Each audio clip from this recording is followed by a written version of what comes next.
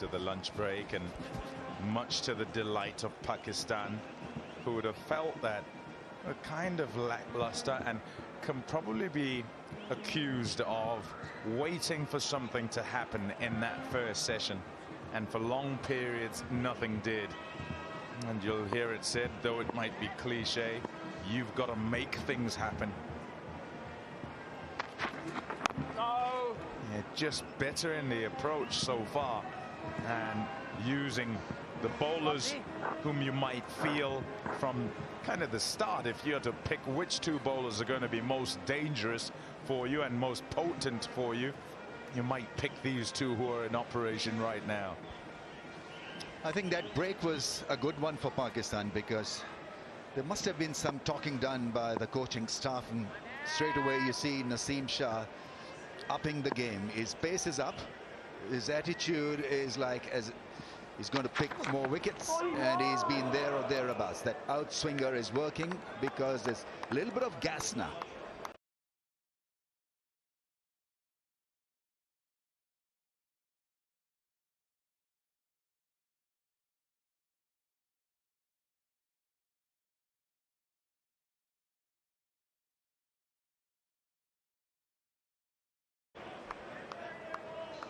That's a great delivery, that last one. I mean, that is a quality delivery. Markram's on 88. He's been there for a while, and if you beat that outside edge, it means it's really good. Have a look at this wrist position. Really good. Presents it nice. It's tight on the off stump. He has to play at it. I would say, though, the other 3 wickets, I'm not convinced they should have been pushing at it. And we're going to do some analysis a little bit about that.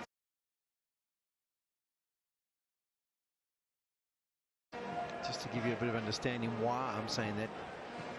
But to Markram, as I say, he's been there for a long time, and for him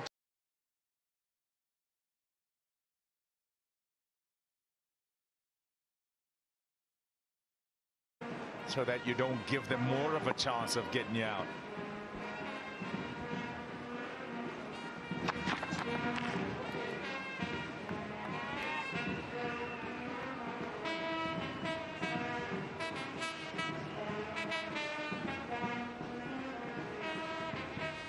Let's have a look at the 3 wickets, and all of them were comfortably outside the off stump, and a bit of shake through the air, and all the batters playing well away from their body, and I think that's why they'll be disappointed. Extra bit of sharpness and pace also worked in his favor. Didn't give batsmen a lot of reaction time.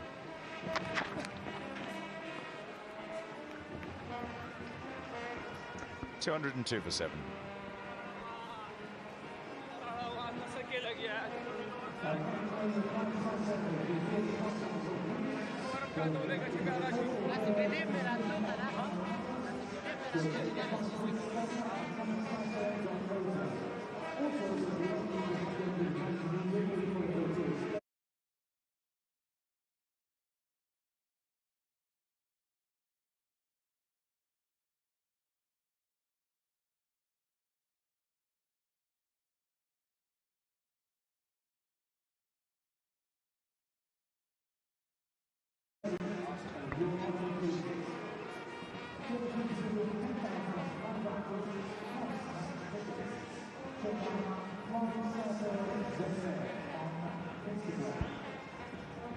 Look at the fastest bowlers. Bosch with the fastest delivery. 147. Good pace. Yeah, Palmer, I'm just going to go into the thought process of why I'm saying that we're disappointed at flashing at those ones. There's certain bowlers that show you the wrist position. They show it to you early, and it's easy to see what they're trying to do with regards to where the seam's positioned. And Naseem Shah is one of those guys. And just have a look at these angles.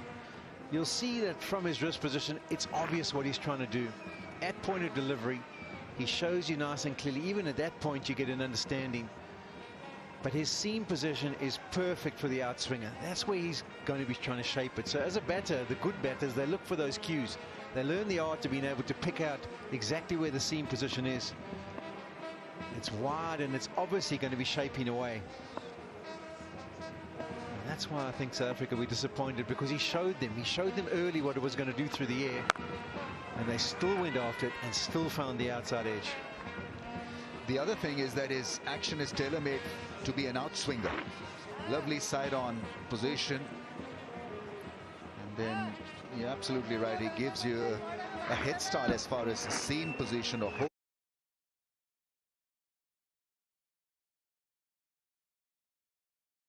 holding a seam and how he holds the ball is concerned.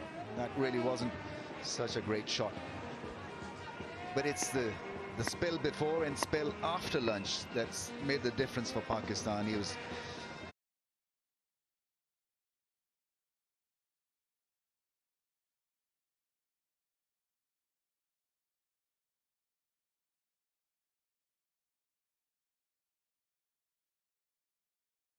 there's nothing in him before lunch.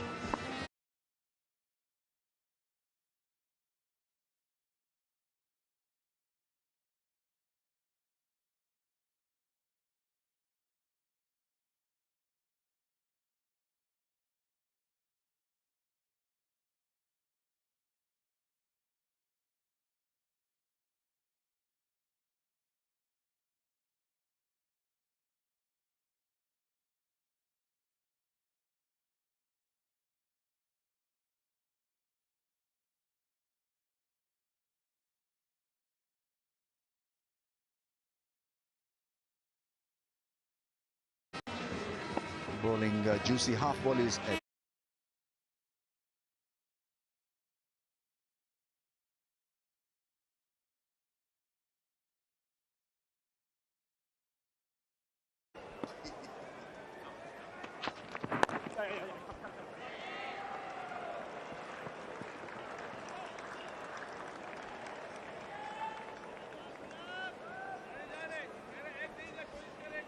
Just have another look at how far outside the off stump those balls were. We're going to have a Hawkeye version of the dismissals. Early shape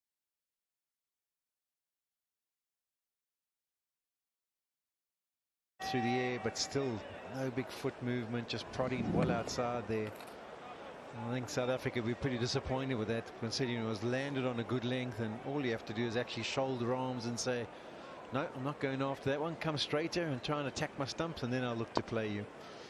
But I agree with you, Rummies. His energy, his speed through the air, his approach, even his health looks better after lunch.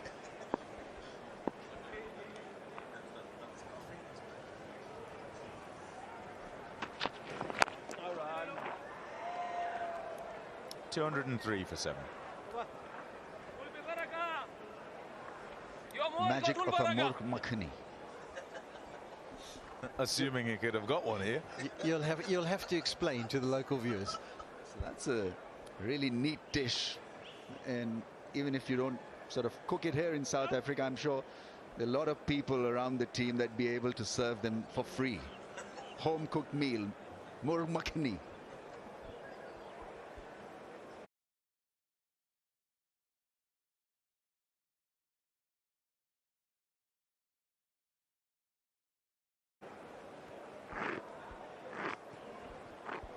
You sound like a person who's had no shortage of free meals. That's so wrong, Pommy.